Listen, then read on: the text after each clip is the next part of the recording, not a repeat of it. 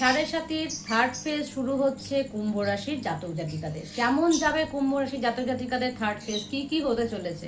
কুম্ভ রাশির জাতক জাতিকাদের এই সময় কর্মের ক্ষেত্রে প্রচন্ড পরিমাণে বাধা আসবে। আপনারা কর্ম করতে করতে দেখবেন আপনাদের জীবনে বাধা আসছে। আপনি ভাবছেন একরকম ভাবে এগাবেন, কিন্তু আপনি এগাতে পাচ্ছেন না। কি করবেন? সাড়ে সাতিতে যতই বাধা আসুক মনকে একরকম ভাবে স্থির রেখে আপনি এগিয়ে যাবেন। এই সময় আপনার কিন্তু পরিবারের উপর নানা রকম ভাবে সমস্যা তৈরি হতে পারে, নানান রকম ভাবে আপনার পরিবারে নানা রকম ঝুট ঝামেলা অশান্তি আসতে পারে। ঠিক আছে, অর্থনৈতিক লস আসতে পারে আপনার ক্ষেত্রে।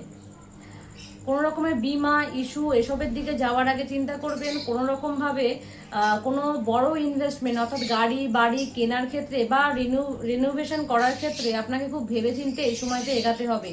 এই সময়টা খুব সাবধানে এগাবেন। আগামী 2.5 বছর আপনার জন্য খুব ভালো হতে চলেছে যদি আপনি নিজেকে মেনটেন করতে পারেন, এবং যদি আপনি গেল 5-5.5টা বছর খুব ভালোভাবে পরিশ্রম করে থাকেন। কারণ শনি কিন্তু যাওয়ার সময় অনেক কিছু আপনাকে দিয়ে যাবে। তাই যদি আপনি খুব ভালো কর্ম করে থাকেন তাহলে আপনার জন্য কিন্তু শনি প্রচুর জিনিস নিয়ে বসে আছে আপনাকে দেওয়ার জন্য। শুধু আপনার কর্মটাকে কন্টিনিউ করার ওয়েট রয়েছে। নমস্কার।